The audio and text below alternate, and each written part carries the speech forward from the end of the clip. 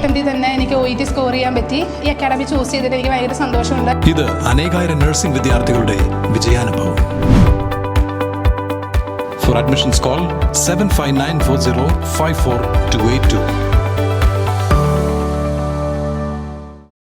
കൂത്താട്ടുകുളം തിരുമാറാടിയിൽ ട്രാൻസ്ഫോമറുകളുടെ ഫ്യൂസ് ഊരി നിരവധി വ്യാപാര സ്ഥാപനങ്ങളിൽ മോഷണം.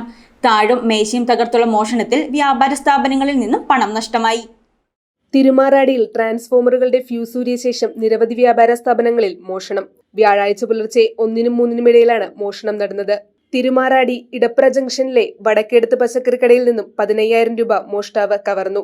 സമീപത്തെ ചാക്കോച്ചീസ് പച്ചക്കറിക്കട, ദേവാരം മെഡിക്കൽ സ്റ്റോർ, തിരുമാറാടി ജംഗ്ഷനിലെ ലക്കി കളക്ഷൻസ് എന്നിവിടങ്ങളിൽ നിന്നും പണം നഷ്ടപ്പെട്ടിട്ടുണ്ട്.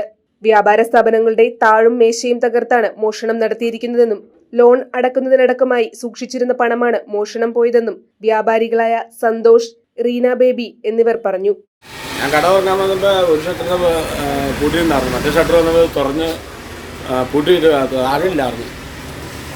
ഞങ്ങൾ അകത്ത് കയറി തുറന്ന് നോക്കി കഴിഞ്ഞപ്പോൾ മേശയും വലിച്ചു പൊട്ടിച്ച് അകത്ത് വരുന്ന പൈസയൊക്കെ എടുത്തു പോയി.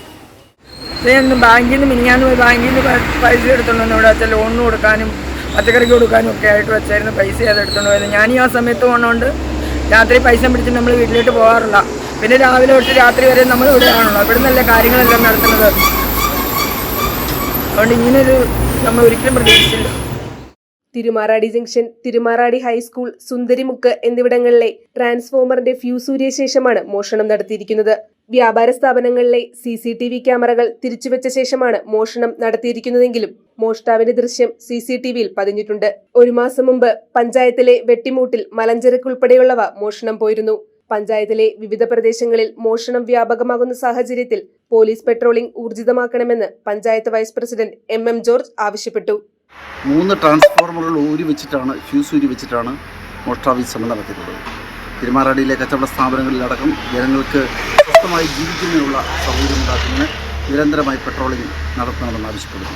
അതിനൊപ്പം തന്നെ ഏതാനും ആഴ്ചകൾക്ക് മുമ്പാണ് വെട്ടിമൂട്ടിൽ ഇതുപോലെ തന്നെ കച്ചവട സ്ഥാപനങ്ങളിലും വീടുകളിലും മോഷണം ഉണ്ടായത്.